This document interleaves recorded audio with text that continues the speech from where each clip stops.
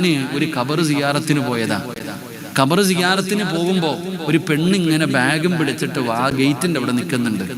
എന്നോട് പറഞ്ഞു, ഉസ്താദെ എൻ്റെ മോൻ സിയാറത്തിന് പോയിട്ടുണ്ട്, ബസ് വരാൻ സമയമായി ഉസ്താദ്, അവനെ പറഞ്ഞുവിടാൻ. ഞാൻ പള്ളിക്കാട്ടിൽ ചെന്നിട്ട് ഇങ്ങനെ നോക്കുമ്പോൾ ആരെയും കാണുന്നില്ലടോ. ഞാൻ തിരിച്ചിറങ്ങി വന്നിട്ട് പറഞ്ഞു, താത്ത അവിടെ ആരുമില്ല. ഇല്ല ഉസ്താദെ, എൻ്റെ മോനുണ്ട്, അവനിന്ന് ലീവ് കഴിഞ്ഞിട്ട് തിരിച്ചു പോവാ, വാപ്പാനോട് യാത്ര പറയാൻ പോയതാ ഉസ്താദെ. എൻ്റെ പ്രിയപ്പെട്ട സഹോദരങ്ങളെ, ഞാൻ ചെന്നു നോക്കുമ്പോൾ ഒരു 11 വയസ്സുള്ള ഒരു മകൻ, അവനിങ്ങനെ വാപ്പാടെ ഖബറിൻ്റെ അടുത്ത് ഇങ്ങനെ നിൽക്കുകയല്ല, അതാ കാണാഞ്ഞ്. ചെന്ന് നോക്കുമ്പോൾ അവൻ്റെ വാപ്പ മരണപ്പെട്ടു പോയി. ആ 11 വയസ്സുകാരൻ 17 ജുസു കാണാതെ പഠിച്ചിട്ടുണ്ട്. വാപ്പാടെ ഖബറിൻ്റെ ചാരത്ത് നിന്ന് ദുആ ചെയ്യുന്നു. ഞാൻ പറഞ്ഞു, മോനെ നിന്റെ ഉമ്മ തിരക്കുന്നു, എളുപ്പിറങ്ങിപ്പോടാ. ആ പൊന്നുമകൻ എന്നെ കണ്ടപ്പോൾ പറഞ്ഞു, ഉസ്താദ് എൻ്റെ വാപ്പായ്ക്ക് വേണ്ടി ഒന്ന് ദുആ ചെയ്യൂ. അവൻ്റെ ആഗ്രഹമല്ലേ ഞാനൊരു ഫാത്തിഹ ഓതി. ദുആ ചെയ്യാൻ സമയമായപ്പോൾ ഞാൻ ആ പൊന്നുമോനോട് പറഞ്ഞു, മോനെ നീ ദുആ ചെയ്യടാ നിന്റെ വാപ്പയ്ക്ക് വേണ്ടി.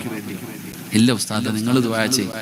ഞാൻ അവിടെ നിന്നിങ്ങനെ ദുആ ചെയ്തു, അല്ലാഹുവേ ഈ പൊന്നുമോൻ്റെ വാപ്പാടെ ഖബർ നീ സ്വർഗമാക്കണേ അല്ലാ. ഞാൻ അങ്ങോട്ട് ദുആ ചെയ്യാൻ തുടങ്ങിയപ്പോൾ അവൻ കരയാൻ തുടങ്ങി. സത്യം പറഞ്ഞ അവൻ കരഞ്ഞ് എനിക്ക് പേടിയായിടും, ഈ ശ്വാസം നിലച്ചു പോകും. വല്ലാത്ത കരച്ചില്, കുഞ്ഞുങ്ങളുടെ കരച്ചിലല്ലേ. ആ 11 വയസ്സുകാരന് 11-12 വയസ്സിട്ട് അവന്റെ കരച്ചിൽ കണ്ടപ്പോൾ എനിക്ക് സങ്കടം വന്നു. ഞാൻ പേടിച്ചു ദുആ നിർത്തി.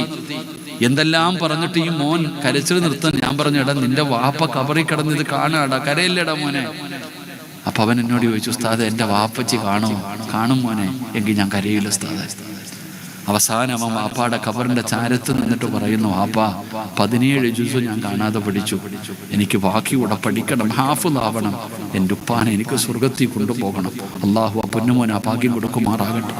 ഇത് കണ്ടപ്പോൾ കൊതിച്ചു പോയുടെ. എൻ്റെ ഏറ്റവും വലിയ ആഗ്രഹം എൻ്റെ മോനെ ഹാഫിളാക്കണമെന്നാണ്. എൻ്റെ മോനെ ഞാൻ ഹാഫിളാക്കണമെന്ന് എൻ്റെ ആഗ്രഹം. എൻ്റെ പ്രിയപ്പെട്ട സുഹൃത്ത് ഇവിടെ എനിക്ക് മുമ്പ് പ്രസംഗിച്ച ഉസ്താദ്, അദ്ദേഹത്തിൻ്റെ പ്രിയപ്പെട്ട മകള് അള്ളാഹു കൊടുത്ത് ഒരു ദിവസം പോലും പൊന്നുമോളെ മാറി നിൽക്കാത്ത മനുഷ്യനാണ്. ആ പൊന്നുമോള് 10-21 യുസുവായി അള്ളാഹു ഹാഫിളാക്കി കൊടുക്കുമാറാകണം. എന്തുകൊണ്ടെന്നറിയോ? അവൻ നങ്ങാണ് റബ്ബിന്റെ മുമ്പിലൊന്ന് കൈ നീട്ടിയിട്ടൊരു കാര്യം ചോദിച്ചാൽ അള്ളാഹു കൊടുക്കാതെ മടക്കൂലോ. ഖുർആൻ ഓതണമെങ്കിൽ, ഖുർആൻ പഠിക്കണമെങ്കിൽ അവൻ ആരെന്നറിയുമോ? അഹ്ലുൽ ഖുർആൻ, അള്ളാഹുവിൻ്റെ ഏറ്റവും അടുത്ത ആൾക്കാരാ ഖുർആനിൻ്റെ അഹ്ലുകാര്. അള്ളാഹു നമുക്ക് ഈമാൻ നൽകുമാറാകട്ടെ. അതുകൊണ്ട് ഇരിക്കുന്ന എല്ലാവരോടും ഞാൻ പറയുന്നു, സംഘടനകളൊക്കെ മറന്നിട്ട് അൽഹംദുലില്ലാ നിങ്ങളുടെ പള്ളിയിൽ അൽഹംദുലില്ലാ ഒരു ഹിഫ്ള് സ്ഥാപനം തുടങ്ങണം. ഒരു 10 മക്കളെ നിർത്തിയിട്ട് പഠിപ്പിക്കണം. അപ്പൊ ഹാഫിളീങ്ങളുമായി ആലിമീങ്ങളുമായി എന്തൊരു സന്തോഷമെന്നറിയൂ. തന്റെ മക്കളോട് യാക്കൂബ് നബി കൊടുത്ത ഒരു ഉപദേശം എന്താ? അള്ളാഹുവിന്റെ പരിശുദ്ധമായ ഖുർആൻ എവിടെന്ന് പറയുന്നു, യാക്കൂബ് നബി അലൈഹിസ്സലാം തന്റെ പൊന്നാര മക്കളോട് പറഞ്ഞുകൊടുത്ത വലിയ ഒരു ഉപദേശം എന്താ? وقال يا بني لا تدخلوا من باب واحد وادخلوا من أبواب متفرقة. യാക്കൂബ് നബി അലൈഹിസ്സലാം തന്റെ പ്രിയപ്പെട്ട പൊന്നാര മക്കളോട് പറഞ്ഞു കൊടുക്കുകയാണ്, മക്കളെ നിങ്ങൾ രാജകൊട്ടാരത്തിലേക്ക് കടന്നു പോകുമ്പോ നിങ്ങൾ എല്ലാവരും ഒരേ ഒരു വാതിലിലൂടെ കടന്നു പോകരുത്. നിങ്ങൾ എല്ലാവരും ഒരേ ഒരു വാതിലിലൂടെ കടന്നു പോകരുത്. നിങ്ങൾ പല പല വാതിലിലൂടെ വേണം നിങ്ങൾ കൊട്ടാരത്തിന്റെ അകത്ത് പ്രവേശിക്കാൻ. യാക്കൂബ് നബി തന്റെ മക്കളോട് പറഞ്ഞു കൊടുക്കുകയാ, നിങ്ങൾ രാജകൊട്ടാരത്തിലേക്ക് കടന്നു ചെല്ലുമ്പോ എല്ലാവരും കൂടെ ഒരേ വാതിലിലൂടെ കടന്നു പോകാതെ മറ്റുള്ള വാതിലുകളിലൂടെ വേണം, എല്ലാവരും വ്യത്യസ്ത വാതിലുകളിലൂടെ വേണം കയറി പോകാൻ എന്ന് യാക്കൂബ് നബി അവിടെ നിന്ന് പറഞ്ഞു കൊടുക്കുമ്പോ, എന്റെ പ്രിയപ്പെട്ട സഹോദരാ, എന്തുകൊണ്ടാണ് യാക്കൂബ് നബി അങ്ങനെ പറഞ്ഞു കൊടുത്തത്? യാക്കൂബ് നബി പറഞ്ഞു കൊടുക്കാനുള്ള കാരണം എന്റെ പ്രിയപ്പെട്ടവരെ മഹത്തുക്കളെ പഠിപ്പിക്കുകയാ. മഖാഫത്തു ഇസ്ബാത്തിൽ ഐനി, തന്റെ തന്റെ മക്കൾക്ക് കണ്ണ് തട്ടുന്നതിന് മഹാനായ യാക്കൂബ് നബി എവിടെന്ന് ഭയപ്പെട്ടിരുന്നു. എന്റെ പ്രിയപ്പെട്ട സഹോദരാ, മഹാനായ യൂസുഫ് നബി അലൈഹിസ്സലാമിന്റെ സൗന്ദര്യം എത്രയാണെന്ന് നമുക്കറിയുമല്ലോ. ഈജിപ്തിലെ രാജകുമാരിയായ പടച്ചവനെ, ഈജിപ്തില് മഹാനായ യൂസുഫ് എന്ന് പറയുന്ന ചെറിയ മകനുണ്ടല്ലോ, കൊട്ടാരത്തിന്റെ അകത്തുകൂടെ നടന്നു പോകുമ്പോ കയ്യിലിരിക്കുന്ന കത്തി കൊണ്ട് അറിയാതെ പെണ്ണുങ്ങൾ അവരുടെ കൈവിരലുകൾ പോലും മുറിച്ചു എന്ന് ചരിത്രം പറയുന്ന യൂസുഫ് നബി അലൈഹിസ്സലാമിന്റെ ഗ്ലാമർ ഒന്ന് ചിന്തിച്ചു നോക്കടോ. യൂസുഫ് നബിയുടെ മക്കളെല്ലാവരും കൂടെ ഒരേ വാതിലിലൂടെ ഒന്നിന് പുറകെ ഒന്നൊന്നായി എല്ലാവരും കൂടെ ഒരേ വാതിലിലൂടെ ഇങ്ങനെ കേറിപ്പോയാ ഏതൊരു മനുഷ്യനും ഒന്ന് നോക്കി പോകുമല്ലോ. അതുകൊണ്ട് യാക്കൂബ് നബി പറയുകയാ, നിങ്ങൾ എല്ലാവരും കൂടെ ഒരേ ഒരു വാതിലിലൂടെ കേറരുത്, പല പല വാതിലുകളിലൂടെ നിങ്ങൾ കേറിപ്പോയാ പടച്ചവനെ നിങ്ങളെ ശ്രദ്ധിക്കപ്പെടില്ലല്ലോ. തന്റെ മക്കൾക്ക് കണ്ണ് തട്ടാതിരിക്കാനാണെന്ന് ചരിത്രം പഠിപ്പിക്കുകയാ. യൂസുഫ് നബിയുടെ ഗ്ലാമർ നമുക്കറിയാം. യൂസുഫ് നബി അലൈഹിസ്സലാമിന്റെ സഹോദരങ്ങൾക്കൊപ്പമുള്ള സൗന്ദര്യം ചിന്തിച്ചു നോക്കിയേ. യൂസുഫ് നബിയുടെ കൂടപ്പിറപ്പുകൾ മുഴുവനും ഒരേ വാതിലിലൂടെ കയറി പോകുമ്പോൾ ഒരേ അച്ചുപോലെ ഇങ്ങനെ നിരത്തി വെച്ചേക്കുന്ന കാണുമ്പോൾ ആരായാലും ഒന്ന് നോക്കിപ്പോകും. അപ്പൊ ആ കണ്ണ് തട്ടുന്നതിന് ഭയന്നുകൊണ്ടാണ് മക്കളോട് പറയുന്നത് വേറെ വാതിലിലൂടെ കയറിപ്പോകാൻ. അള്ളാഹു നമുക്ക് ഈമാൻ നൽകുമാറാകട്ടെ. എൻ്റെ പ്രിയപ്പെട്ട സഹോദരങ്ങളെ, കണ്ണേറെന്ന് പറയുന്നത് സത്യമാ. കണ്ണ് തട്ടുക എന്ന് പറയുന്നത് സത്യമാ. വളരെ സൂക്ഷ്മതയോടുകൂടി നമ്മൾ പുലർത്തേണ്ട ഒരു കാര്യമാണ്. എത്രത്തോളം സൂക്ഷ്മത പുലർത്തണം കണ്ണ് തട്ടുന്നതിന്. അള്ളാഹു നമ്മളെ കാത്തിരക്ഷിക്കുമാറാകട്ടെ. എന്റെ പ്രിയപ്പെട്ടവരെ, ലൈനു ഹക്കുൻ, കണ്ണീർ സത്യമാ. നബിതങ്ങൾ പറഞ്ഞ ഒരു ഹദീസ് ഉണ്ട്, കണ്ണീർ എന്ന് പറയുന്നത് സത്യമാണ്. ഒട്ടകത്തെ ചട്ടിയിലെത്തിക്കും, മനുഷ്യനെ ഖബറിലെത്തിക്കും. അള്ളാഹു നമ്മളെ കാക്കുമാറാകട്ടെ. ഇന്ന് വഴുത് കഴിഞ്ഞ് തിരിച്ച് വീട്ടിൽ പോയിട്ട് കിടന്നുറങ്ങുന്നതിന് മുമ്പ് ബാത്റൂമിലൊക്കെ ഒന്ന് കയറിയിട്ട് ഇറങ്ങിയപ്പോൾ കണ്ണാടി ഒന്ന് കണ്ടു. കണ്ണാടിയുടെ മുമ്പിൽ പോയി നിന്നിട്ട് നീ തന്നെ പറയാൻ പാടില്ല, പടച്ചവൻ ഇത്തിരി വെളുത്തിട്ടുണ്ടോ, ഇത്തിരി സൗന്ദര്യമുണ്ടോ, നീ തന്നെ പറയാൻ പാടില്ല. നിന്റെ മുഖം ഇങ്ങനെ കണ്ണാടി നോക്കിയിട്ട് നീ തന്നെ നിന്നെ കുറിച്ച് പറയാൻ പാടില്ല. കാരണം നിന്റെ നാവ് എങ്ങനത്തതാണെന്ന് നിനക്കറിയില്ലല്ലോ. അള്ളാഹു കാത്തിരക്ഷിക്കുമാറാകട്ടെ. എടോ, കണ്ണെന്ന് പറയുന്നത് അൽ ഉയൂനു സലാസ്, 3 രീതിയിലാണ് കണ്ണുകളുള്ളത്. 3 രീതിയിലാണ് കണ്ണ്. ഒന്നാമത്തെ കണ്ണ് അൽ ഐനുൽ ഹാസിദ, അസൂയയുടെ കണ്ണ്. ഒന്നാമത്തെ കണ്ണെന്ന് പറഞ്ഞാൽ അസൂയയുടെ കണ്ണ്. അള്ളാഹു നമ്മളെ കാത്തിരക്ഷിക്കുമാറാകട്ടെ. അസൂയയുടെ കണ്ണെന്ന് പറഞ്ഞാൽ നിനക്ക് അള്ളാഹു നൽകിയിരിക്കുന്ന ഒരു നിഅമത്ത്. ഇപ്പം ഹമീദ് സാഹിബിനെ പോലെ ആകണമെന്ന് അള്ളാഹുവെ അദ്ദേഹത്തിന് സമ്പത്തുണ്ട്, അല്ലെങ്കിൽ ഒരുപാട് കാര്യങ്ങളുണ്ട്. സിറാജ് ഉസ്താദിന് വഅദ് പറയാനുള്ള കഴിവുണ്ട്, അബറാരിക്ക് വഅദ് പറയാനുള്ള കഴിവുണ്ട്. അള്ളാഹു എനിക്കും അതുപോലെയുള്ള കഴിവ് തരണേ എന്ന് പറയുന്നത് അസൂയല്ല. പക്ഷെ ഈ ഹസദ് എന്ന് പറയുന്നത് അള്ളാഹ് അവന് കൊടുത്ത നിഅമത്ത് നീങ്ങിപ്പോകണമെന്ന് ആഗ്രഹിക്കുക. അവനൊന്ന് എത്തീങ്കാനയിലായാൽ മതി പടച്ചവന്, അത്രേ ഉള്ളൂ. എന്റെ പ്രിയപ്പെട്ട സഹോദരങ്ങളെ, ഒന്നാമത്തെ കണ്ണ് അസൂയയുടെ കണ്ണ്. അള്ളാഹു ഒരാൾക്ക് കൊടുത്തിരിക്കുന്ന നിഅമത്ത് നീങ്ങിപ്പോകണമെന്ന് ആഗ്രഹിക്കുന്ന കണ്ണ്. അള്ളാഹു നമ്മളെ കാത്തിരക്ഷിക്കുമാറാകട്ടെ. വമിൻ ശർരി ഹാസിദിൻ ഇദാ ഹസദ്, ഖുർആൻ പറയുക. ആ കണ്ണിൽ നിന്ന് രക്ഷപ്പെടാനുള്ള ആയത്തേതാ? വമിൻ ശർരി ഹാസിദിൻ ഇദാ ഹസദ്. ഈ ആയത്ത് പഠിച്ചവൻ എങ്ങനെ? അപ്പൊ ഒന്നാമത്തെ കണ്ണ് അസൂയയുടെ കണ്ണ.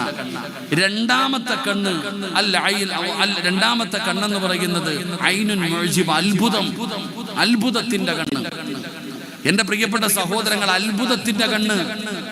എന്താ പടച്ചോനെ, എന്താ അപ്പൊ എന്തൊരു വീടാ അല്ലാഹ്. ചിലര് പറയാറില്ലേ, എന്തൊരു ഗ്ലാമറാ അല്ലാഹുവിന്. ഇങ്ങനെ വല്ലാത്ത ഒരു അത്ഭുതത്തോടു കൂടി പറയുക, അതും നല്ലതല്ല. അള്ളാഹു നമുക്ക് ഈമാൻ തരുമാറാകട്ടെ. മഹാനായ ആദരവായ പ്രവാചകൻ നബി മുഹമ്മദ് മുസ്തഫ സല്ലല്ലാഹു അലൈഹി വസല്ലമ തങ്ങളും സ്വഹാബത്തും മക്കയിൽ നിന്നും മദീനയിലേക്ക് പോകുമ്പോൾ എന്റെ പ്രിയപ്പെട്ടവരെ, ജുഹുഫ് എന്ന് പറയുന്ന സ്ഥലത്തെത്തിയപ്പോൾ നബിതങ്ങളും സ്വഹാബത്തും യാത്രയുടെ ക്ഷീണം കാരണം അവരൊന്ന് റെസ്റ്റ് എടുക്കാൻ തീരുമാനിച്ചു. ജുഹുഫ് എന്ന് പറയുന്ന സ്ഥലത്തെത്തിയപ്പോ ഇവരൊന്ന് റെസ്റ്റ് എടുക്കാൻ തീരുമാനിച്ചു. അങ്ങനെ റെസ്റ്റ് എടുക്കാൻ തീരുമാനിച്ചിട്ട് ഇങ്ങനെ നിൽക്കുമ്പോ ഈ കൂട്ടത്തിൽ എൻ്റെ പ്രിയപ്പെട്ട സഹോദരങ്ങളെ, മഹാനായ സഹൽ റളിയല്ലാഹു തആല, ചെറുപ്പക്കാരനായ സഹാബിയാണ് സഹൽ റളിയല്ലാഹു തആല. ഈ സഹൽ റളിയല്ലാഹു തആല കുളിക്കുന്നതിന് വേണ്ടി തന്റെ കമീസ് ഊരി. മഹാനായ സഹൽ റളിയല്ലാഹു തആല നല്ല ഗ്ലാമർ ഉള്ള സഹാബിയ. ഈ സഹാബി തന്റെ വസ്ത്രം ഊരി, ഈ വസ്ത്രം ഇങ്ങനെ ഊരുന്നത് മഹാനായ ആമിർ റളിയല്ലാഹു തആല കണ്ടു. ആ വസ്ത്രം ഇങ്ങനെ ഊരുന്നത് മഹാനായ ആമിർ തങ്ങൾ കണ്ടപ്പോ, ആ ബോഡിയും ആ നിറവൊക്കെ കണ്ടപ്പോ ആമിർ റളിയല്ലാഹു തആല പറയുകയാ, വല്ലാഹി മാ റഅയ്തു, അല്ലാഹുവേ ഇതുപോലെ ഒരു ശരീരം അല്ലാഹ് ഞാൻ ഇന്ന് വരെ കണ്ടിട്ടില്ല. മഹാനായ ആമിർ റളിയല്ലാഹു തആല പറഞ്ഞ മറുപടി, വല്ലാഹി സത്യം, ഇതുപോലെ ഒരു ശരീരം ഞാൻ ഇന്നേ വരെ പടച്ച റബ്ബിനാണ് ഞാൻ കണ്ടിട്ടില്ല ട്ടാ. എന്താ ശരീരം പടച്ചവനെ. മഹാനായ ആമിർ തങ്ങൾ പറഞ്ഞു തീരേണ്ട താമസം മഹാനായ സഹൽ റളിയല്ലാഹു തആല ബോധം കെട്ട് താഴെ വീണു. അള്ളാഹു നമുക്ക് ഈ മാന്തരമാറാകട്ടെ. ആ സ്വഹാബി നിന്ന നിപ്പിന് താഴെ വീണു. സഹാബത്തിന് സങ്കടമായി. എല്ലാവരും കൂടെ ഓടിച്ചെന്ന് സഹൽ റളിയല്ലാഹു തആല താങ്ങി എടുത്തുകൊണ്ട് നബിതങ്ങളുടെ മുമ്പിൽ ചെന്നു. അള്ളാന്റെ റസൂൽ സല്ലല്ലാഹു അലൈഹി വസല്ലം തങ്ങൾ ചോദിച്ചു, എന്തു പറ്റി സഹാബ? നബിയെ, ഇങ്ങനെ വസ്ത്രം ഊരി ഇങ്ങനെ നിന്നപ്പോഴത്തേക്ക് പെട്ടെന്ന് താഴെ വീണു നബിയെ, എന്തു പറ്റിയെന്ന് അറിയില്ല. അപ്പൊ നബിതങ്ങൾ ചോദിച്ചു, നിങ്ങൾക്ക് എന്തെങ്കിലും തോന്നുന്നുണ്ടോ? നിങ്ങൾക്ക് എന്തെങ്കിലും തോന്നുന്നുണ്ടോ? ആ സമയത്ത് സഹാബികൾ പറഞ്ഞു, നബിയെ, ആമിർ റളിയല്ലാഹു തആല ഇങ്ങനെ ഒരു വാക്ക് പറഞ്ഞു നബിയെ. ആമിർ തങ്ങള് ഇങ്ങനെ ഒരു വാക്ക് പറഞ്ഞു. നബി തങ്ങളുടെ മുഖം ചുമന്നു. അള്ളാഹുവിന്റെ റസൂൽ സല്ലല്ലാഹു അലൈഹി വസല്ലമ തങ്ങൾ ചോദിക്കുന്നു, അലാമാ യഖ്തുലു അഹദുകും അഖാ, നിന്റെ കൂടപ്പുറപ്പിനെ നീ കൊല്ലാൻ നോക്കുകയാണോ എന്ന് നബിയുനാ റസൂലുള്ളാഹി. ഒരൊറ്റ ചോദ്യം, നീ എന്താ നിന്റെ കൂടപ്പുറപ്പിനെ കൊല്ലാൻ നോക്കുകയാണോ? അല്ലാഹുവിന്റെ പ്രവാചകൻ സല്ലല്ലാഹു അലൈഹി വസല്ലമ തങ്ങളുടെ ചോദ്യമാണ്, നീ നിന്റെ കൂടപ്പുറപ്പിനെ കൊല്ലാൻ നോക്കുകയാണോ? അല്ലാഹുവിന്റെ പ്രവാചകൻ ഇവിടെന്ന് ചോദിച്ചു എന്ന് ചരിത്രം പറയുമ്പോ, അല്ലാഹുവേ, 10ാം ക്ലാസ്സിൽ A+ വാങ്ങിച്ച മക്കളുടെ ഫോട്ടോ പോസ്റ്റിന്റെ മുകളിൽ ഫ്ലെക്സ് അടിച്ചു വെക്കുന്ന ഉമ്മ, നാട്ടുകാരോട് മുഴുവനും പറഞ്ഞുകൊണ്ട് നടക്കുന്ന വാപ്പാ, നീ ഭയപ്പെടണേ.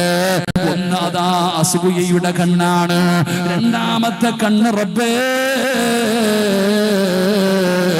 അത് അത്ഭുതത്തിന്റെ കണ്ണാ, മൂന്നാമത്തെ കണ്ണേതെന്നറിയുമോ? നബി തങ്ങൾ പറയുകയാണ്, ഐനുന ഖാതിലു, കൊന്നുകളയുന്ന കണ്ണാട്. പറയുന്നത് അറം പറ്റുമടോ? അവരെന്തെങ്കിലും പറഞ്ഞാൽ അത് അറം പറ്റുമടോ? ബൈക്കില് പാഞ്ഞു പോകുന്നവനെ കാണുമ്പോ ചിലര് ചോദിക്കാറുണ്ട്, ചാകാൻ പോകുകയാണോ? സുബ്ഹാനല്ലാഹ്, പടച്ചവനെ, അതാ പലതും നമ്മൾ കാണുന്നവരാ. അതുകൊണ്ട് എന്റെ പ്രിയപ്പെട്ടവരോട് പറയുന്ന, കണ്ണീരെന്ന് പറയുന്നത് സത്യമാ.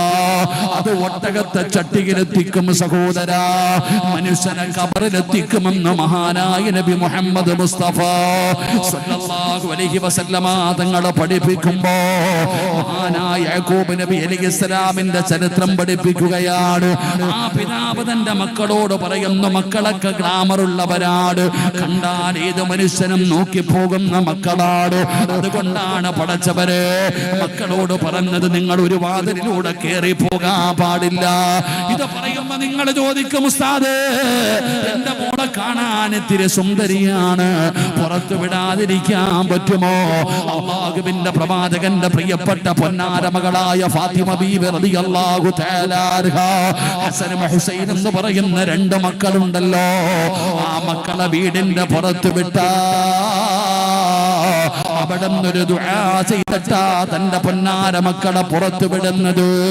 ഫാത്തിമ ബീവി റളിയല്ലാഹു തആല അൻഹാ നബി തങ്ങളെ പഠിപ്പിച്ചു കൊടുത്ത ഒരു ദുആ ഉണ്ടല്ലോ, പെങ്ങളെ, മക്കളെ പുറത്തു വിടുമ്പോൾ, മക്കളെ സ്കൂളിൽ വിടുമ്പോ, മക്കളെ എവിടെയെങ്കിലും കൊണ്ടുപോകുമ്പോ, അല്ലാഹുവേ ആ മക്കളെ മന്ത്രിക്കാൻ ഒരു ദുആ നബി തങ്ങളെ പഠിപ്പിച്ചു കൊടുക്കുകയാ. ഫാത്തിമ എന്ന് പറയുന്ന പൊന്നാരമകള്, ഫാത്തിമ എന്ന് പറയുന്ന പൊന്നാരമകള് പടച്ചവനെ ഹസനും ഹുസൈൻ എന്ന് പറയുന്ന രണ്ട് മക്കൾക്ക് മന്ത്രിച്ചു കൊടുത്ത ദുആയാ. ഈ ദുആ നബി തങ്ങളെ പഠിപ്പിച്ചതല്ല, ഈ ദുആ നബി തങ്ങളെ പഠിപ്പിച്ചതല്ല. അല്ലാഹുവേ, മഹാനായ പ്രവാചകന്മാർ യാക്കൂബ് നബി അലൈഹിസ്സലാം പടച്ചവനെ മുൻഗാമികളായ പ്രവാചകന്മാർ അവിടുന്ന് തന്റെ മക്കൾക്ക് മന്ത്രിച്ചു കൊടുത്ത ദുആയാണെന്ന് ചരിത്രം പഠിപ്പിക്കുകയാ. അതുകൊണ്ട് എന്റെ പ്രിയപ്പെട്ടവരോട് പറയുകയാണ്, നിങ്ങൾ മക്കളെ പുറത്തു വിടുമ്പോ അല്ലാഹുവിന്റെ പ്രവാചകനെ പഠിപ്പിച്ചു തന്ന ദുആയുണ്ടല്ലോ. ഏത് ദുആയാണ്? മക്കളുടെ തലയിലൊന്ന് ഓതിയൂത് പെങ്ങള്, നിന്റെ പൊന്നാര മകന്റെ തലയിലൊന്ന് ഓതിയൂത് വാപ്പാ. ഏത് ദുആ എന്നറിയുമോ? അഊദു ബികലിമാത്തില്ലാഹി താമ്മാതി മിൻ കുല്ലി ശൈത്താനിൻ. അല്ലാഹുവേ, അഊദു ബികലിമാത്തില്ലാഹി താമ്മാതി മിൻ കുല്ലി ശൈത്താനിൻ വആമ വമിൻ കുല്ലി ശൈ വമിൻ കുല്ലി ഐനിൻ ലാമാ. ഈ ദുആയാണ് ഫാത്തിമ ബീവി റളിയല്ലാഹു തആല അൻഹ ഹസനും ഹുസൈനും എന്ന് പറയുന്ന മക്കളുടെ തലയിൽ ഇങ്ങനെ ഊതി മന്ത്രിച്ചിരുന്നത്. എന്റെ പ്രിയപ്പെട്ടവരെ, അത്ഭുതപ്പെടുത്തുന്ന കണ്ണിൽ നിന്ന് രക്ഷപ്പെടാനുള്ള ദുആയതാ. അത്ഭുതപ്പെടുത്തുന്ന കണ്ണിൽ നിന്ന് രക്ഷപ്പെടാനുള്ള ദുആയതാ. മൂന്നാമത്തെ കണ്ണ് കൊലപാതകമാടോ, കൊന്നുകളയുന്ന കണ്ണാടോ. അല്ലാഹുവേ, എല്ലാവിധ പ്രയാസങ്ങളിൽ നിന്ന് കാക്കണേ അല്ലാ. എല്ലാവിധ ശർറുകളിൽ നിന്ന് കാക്കണേ അല്ലാ. കണ്ണീരെന്ന് പറയുന്നത് നിസാരമല്ലടോ, അത് സിഗറിനെക്കാളും വലിയ കാര്യമാണടോ. അത് പ്രയാസം അനുഭവിക്കുന്നവർക്ക് അതിനെ കുറിച്ചറിയൂ. അതുകൊണ്ട് എന്റെ പ്രിയപ്പെട്ടവരോട് പറയുകയാണ്, അല്ലാഹുവേ, മക്കളെ നല്ല നിലയിൽ വളർത്തു, മക്കളെ ദീന് പറയുന്ന രീതിയിൽ വളർത്തു. നാലാമത്തെ കാര്യം അതായിരുന്നു. അഞ്ചാമത്തെ കാര്യം എന്തെന്നറിയോ? യാക്കൂബ് നബി തന്റെ മക്കൾക്ക് പഠിപ്പിച്ചു കൊടുത്ത അഞ്ചാമത്തെ കാര്യം അല്ലാഹുവിനെ കുറിച്ചാ. അല്ലാഹുവിനെ കുറിച്ച് പഠിപ്പിച്ചു കൊടുത്തതോ. തവക്കൽതു അലല്ലാഹ്, അല്ലാഹുവിൽ പരമേൽപ്പിക്കുന്നതിനെ കുറിച്ച് അവിടുന്ന് പരിചയപ്പെടുത്തി കൊടുക്കുകയാ. അല്ലാഹുവിനെ കുറിച്ച് അവിടുന്ന് പഠിപ്പിക്കുകയാ. യാക്കൂബ് നബി അലൈഹിസ്സലാമിന്റെ അടുക്കൽ പൊന്നാര മക്കള് വന്നിട്ട് പറഞ്ഞു, വാപ്പാ, യൂസുഫ് എന്ന് പറയുന്ന 11ാമത്തെ മകന് ചെന്നായ പിടിച്ചു കൊണ്ടുപോയി പായി വാപ്പാ. യൂസുഫിനെ കൊന്നുകളഞ്ഞ മക്കള് വാപ്പാന്റെ അടുക്കൽ വന്ന് പറഞ്ഞു, ചെന്നായ പിടിച്ചു കൊണ്ടുപോയി. റബ്ബേ, യാക്കൂബ് നബി വിശ്വസിച്ചില്ലടോ. തന്റെ പൊന്നാര മകൻ മരണപ്പെട്ടിട്ടില്ല, അവൻ തിരിച്ചു വരുമെന്നറിയാ, അവൻ എന്നെങ്കിലും ഒരിക്കൽ തിരിച്ചു വരുമെന്നറിയാ. യാക്കൂബ് നബി അലൈഹിസ്സലാം വർഷങ്ങളോളം കാത്തിരുന്നടോ. കരഞ്ഞ് കരഞ്ഞ് കരഞ്ഞ് കണ്ണിന്റെ കാഴ്ച പോലും നഷ്ടപ്പെട്ടു പോയടോ. പക്ഷേ അല്ലാഹു കൈവിടില്ലെന്നുള്ള പ്രതീക്ഷയിൽ കാത്തിരുന്നപ്പോ അവിടെ അല്ലാഹു തന്റെ പൊന്നാര മകനെ തിരിച്ചു കൊടുത്തെന്ന് ചരിത്രം പറയുമ്പോ വാപ്പമാരോട് പറയുകയാണ്, പറഞ്ഞാൽ അനുസരിക്കാത്ത മക്കളെ തള്ളിക്കളയുന്നവരുണ്ടോ, ഒരിക്കലും ഇവൻ നന്നാകില്ല എന്ന് പറഞ്ഞ് തള്ളിക്കളയല്ലോ. മോശമായ ജീവിതം നയിക്കുന്ന മക്കളെ ശപിക്കലല്ല, പ്രാകലല്ല. നല്ലത് പറവാപ്പാ, നല്ലത് പറവുമ്മ. നിന്റെ സ്വന്തം മക്കൾ എന്തെങ്കിലും കുരുത്തക്കേട് കാണിക്കുമ്പോ അവന് വൃത്തികെട്ടവനാണെന്ന് പറഞ്ഞവനെ അവനെ ഉപേക്ഷിക്കരുത്. അവന് വേണ്ടി ദുആ ചെയ്യൂ, അവന് വേണ്ടി ദുആ ചെയ്യൂ. നിന്റെ നാവ് കൊണ്ട് ദുആ ചെയ്യൂ. നിന്റെ ദുആയ്ക്ക് ഇജാബത്തുണ്ടോ. മഹാനായ ഫുളൈൽ ഇബ്നു ഇയാദ് റളിയല്ലാഹു തആല അൻഹു, ഫുളൈൽ എന്ന് പറയുന്ന സ്വഹാബിയുണ്ടല്ലോ, അല്ലാഹുവേ, അലി എന്ന് പറയുന്ന ഒരു മകനുണ്ടായിരുന്നു. അലി എന്ന് പറയുന്ന ഒരു മകനുണ്ടായിരുന്നു. ആ പൊന്നുമകനെ എത്ര ഉപദേശിച്ചിട്ടും അവൻ നന്നാകുന്നില്ല. എന്തെല്ലാം നോക്കി, ഏതെല്ലാം വഴികൾ നോക്കി. എന്നിട്ട് ഫുളൈൽ ഇബ്നു ഇയാദ് റളിയല്ലാഹു തആല അൻഹു, അലി എന്ന് പറയുന്ന പൊന്നാര മകൻ നന്നാകാതെ വന്നപ്പോ ശപിച്ചില്ല.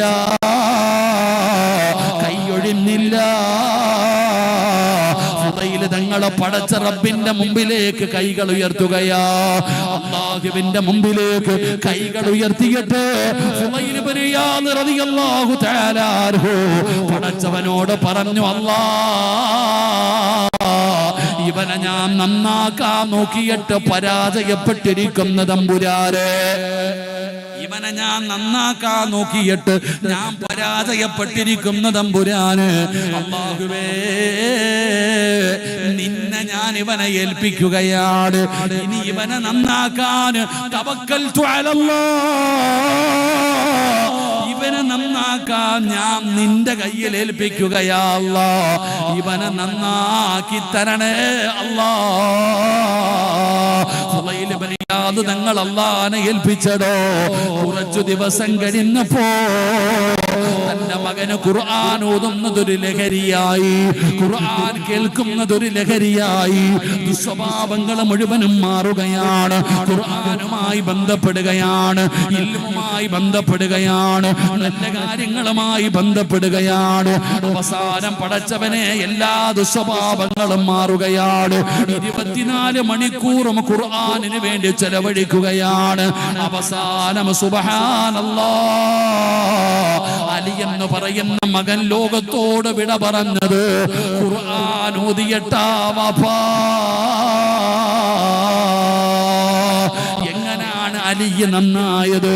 ഫുളൈൽ എന്ന് പറയുന്ന വാപ്പ അല്ലാഹുവിന്റെ കയ്യിൽ ഏൽപ്പിച്ചിട്ട് പറഞ്ഞു, റബ്ബേ, ഇവനെ നിന്നെ ഏൽപ്പിക്കുകയാണ് തമ്പുരാന്. ഇവനെ നന്നാക്കണം തമ്പുരാന്, ഇവനെ നന്നാക്കണം തമ്പുരാന്. അതുകൊണ്ട് ഉപ്പമാരെ, മക്കള് നന്നാകാൻ ദുആ ചെയ്യ്. നല്ലവരുടെ കൂടെ നടക്ക്, നല്ലവരുടെ കൂടെ നടക്ക്, നല്ല കൂട്ടുകാരുടെ കൂടെ നടക്ക്. പടച്ചവനെ, മുതഅല്ലിമീങ്ങളുമായിട്ടൊരു ബന്ധമുണ്ടാക്കൂ, പള്ളിയിലെ ഉസ്താദന്മാരുമായിട്ടൊരു ബന്ധമുണ്ടാക്കൂ, സുന്നത്ത് ജമാഅത്തിന്റെ അഹ്ലുകാരുമായിട്ടൊരു ബന്ധമുണ്ടാക്കൂ. നന്മ പഠിപ്പിച്ചു കൊടുക്കൂ, നല്ല കാര്യങ്ങൾ പഠിപ്പിച്ചു കൊടുക്കൂ, നല്ല കാര്യങ്ങളുടെ മജ്‌ലിസുകളിൽ പങ്കെടുക്കൂ. അൽഹംദുലില്ലാഹ്, അവനെ നല്ല ഒരു മനുഷ്യനാക്കാൻ പഠിപ്പിക്കടോ. പെങ്ങളെ, തവക്കൽതു അലല്ലാഹ് എന്ന് പറഞ്ഞ അല്ലാഹുവിനെ പരമേൽപ്പിച്ച അല്ലാഹു തരുന്ന പ്രതിഫലം എന്തെന്നറിയോ? പറയണം പെങ്ങളെ, പഠിക്കണം പെങ്ങളെ. മഹാനായ സയ്യിദുനാ ഉമർ ഇബ്നുൽ ഖത്താബ് റളിയല്ലാഹു തആല അൻഹു ഒരിക്കൽ ഉമർ തങ്ങളതാ കമ്പോളത്തിലൂടെ നടന്നു പോവുകയാണ്. കമ്പോളത്തിലൂടെ നടന്നു പോകുമ്പോ ഒരു പിതാവിനെയും മകനെയും കാണുകയാണ്. കാക്കയെയും കാക്കയുടെ കുഞ്ഞിനെ പോലെ രണ്ടുപേരും ഒരുപോലെ ഇരിക്കുകയാണ്. രണ്ടുപേരെയും വരച്ചു വെച്ചതുപോലെ ഇരിക്കുകയാണ്. ഉമർ തങ്ങൾക്ക് കണ്ടപ്പോ അത്ഭുതമായി. അവിടെ നിന്ന് ചോദിച്ചു, വാപ്പയും മകനും ഒന്നുപോലെ ഇരിക്കുന്നല്ലോ. ആ സമയത്ത് പറഞ്ഞ ഉമർ തങ്ങള്, ഈ മകൻ ആരാണെന്നറിയോ? ഇവനെ എങ്ങനെ കിട്ടിയതാണെന്നറിയോ? മഹാനായ സയ്യിദുനാ ഉമർ ഇബ്നുൽ ഖത്താബ് റളിയല്ലാഹു തആല അൻഹുവിനോട് ആ പിതാവ് പറയുകയാ, ഇവനെ അല്ലാഹ് തന്നതാതങ്ങള്, ഇവനെ അല്ലാഹ് തന്നതാതങ്ങള്. എങ്ങനെയാണ് ഈ പൊന്നുമോനെ എനിക്ക് ലഭിച്ചതെന്നറിയോ? എന്റെ പ്രിയപ്പെട്ടവരെ, ആ മനുഷ്യനൊരു യുദ്ധത്തിന് വേണ്ടി പോവുകയാണ്. ഒരു യുദ്ധത്തിന് വേണ്ടി ഇറങ്ങുമ്പോ തന്റെ പ്രിയപ്പെട്ട ഭാര്യ പൂർണ്ണ ഗർഭിണിയാണ്. തന്റെ ഭാര്യ ഗർഭിണിയാണ്. അല്ലാഹുവേ, യുദ്ധത്തിന് വേണ്ടി ഇറങ്ങുന്ന സമയത്ത് ആ സഹോദരനുണ്ടല്ലോ, ആ മനുഷ്യനുണ്ടല്ലോ, ഗർഭിണിയായ ഭാര്യയുടെ വയറിന്റെ മുകളിൽ കൈവക്കുകയാണ്. തന്റെ ഗർഭിണിയായ മകളുടെ വയറിന്റെ, തന്റെ ഗർഭിണിയായ ഭാര്യയുടെ വയറിന്റെ മുകളിൽ കൈവച്ചു. എന്നിട്ട് പറഞ്ഞു, അല്ലാഹ്, എന്റെ അതാ ഞാൻ യുദ്ധത്തിന് പോവുകയാണ്. എന്റെ ഭാര്യയുടെ വയറ്റിൽ കിടക്കുന്ന കുഞ്ഞിന് നിന്നെ ഏൽപ്പിക്കുന്നു അല്ലാഹ്, നോക്കിക്കൊള്ളണേ അല്ലാഹ്. ആ പിതാവ് തന്റെ ഭാര്യയുടെ ഗർഭിണിയായ ഭാര്യയുടെ വയറിന്റെ മുകളിൽ കൈവച്ചിട്ട് ആ കുഞ്ഞിന്റെ കാര്യം അല്ലാഹനെ ഏൽപ്പിക്കുകയാണ്. ഈ കുഞ്ഞിനെ നോക്കണേ തമ്പുരാന്, നിന്നെ ഏൽപ്പിക്കുന്ന തമ്പുരാന്. തവക്കൽതു അലല്ലാഹ്, എന്ന് പറഞ്ഞിട്ട് യാത്രയാവുകയാ. ആ പിതാവ് പറയുന്ന ഉമർ തങ്ങള്, ഞാൻ യുദ്ധം കഴിഞ്ഞു മടങ്ങി വരുമ്പോ എന്റെ ഭാര്യ മരിച്ചു തങ്ങള്. ആ മനുഷ്യന്റെ ഭാര്യ അവിടെ നിന്ന് മരണപ്പെട്ടു പോയി. പ്രസവിക്കുന്നതിന് മുമ്പ് തന്നെ മരണപ്പെട്ടു പോയി. ജനങ്ങളല്ലാ കൊണ്ടുപോയി ജനാസ കബറടക്കുകയാണ്. കബറടക്കി കഴിഞ്ഞപ്പോ കബറ് പിളരുകയാ. കബറ് രണ്ടായി പിളരുകയാ. ഒരു വെളിച്ചം കാണുകയാ. പള്ളിപ്പറമ്പിൽ ഒരു വെളിച്ചം കാണുകയാ. ഒരു കുഞ്ഞിന്റെ കരച്ചിൽ കേൾക്കുകയാ. പടച്ചവരെ, എല്ലാവരും ഓടിച്ചെല്ലുമ്പോ ആ പെണ്ണിന്റെ കബറിനകത്തൊരു കുഞ്ഞു കിടന്ന് കരയുകയാ. എല്ലാരും ചെന്ന് നോക്കുമ്പോ ആ കബറിനകത്തൊരു കുഞ്ഞ് കിടന്ന് കരയുന്നുണ്ട്. എന്റെ പ്രിയപ്പെട്ടവരെ, ചരിത്രം പറയുന്നു, ആ കുഞ്ഞിനെ എടുത്തു കയ്യിൽ ഇങ്ങനെ വെക്കുമ്പോഴാണ് ആകാശത്ത് നിന്ന് ഒരു അശരീരി കേൾക്കുന്നത്. കുഞ്ഞിനെ മാത്രം നീ ഏൽപ്പിച്ചു, നിന്റെ ഭാര്യയെ കൂടെ ഏൽപ്പിച്ചിരുന്നെങ്കിൽ അതും നിനക്ക് കിട്ടുമായിരുന്നു. മഹാനായ സയ്യിദുനാ ഉമർ ഇബ്നുൽ ഖത്താബ് റളിയല്ലാഹു തആല, ആ മനുഷ്യൻ കുഞ്ഞിനെ ഏൽപ്പിച്ചുള്ളൂ, ഭാര്യയെ ഏൽപ്പിച്ചില്ല. അതുകൊണ്ട് എന്റെ പ്രിയപ്പെട്ട സഹോദരങ്ങളെ, മക്കൾക്ക് അള്ളാഹുവിനെ കുറിച്ച് പഠിപ്പിച്ചു കൊടുക്ക്. അള്ളാഹ് ആരാണെന്ന്, പടച്ച റബ്ബ് ആരാണെന്ന് പഠിപ്പിച്ചു കൊടുക്ക്.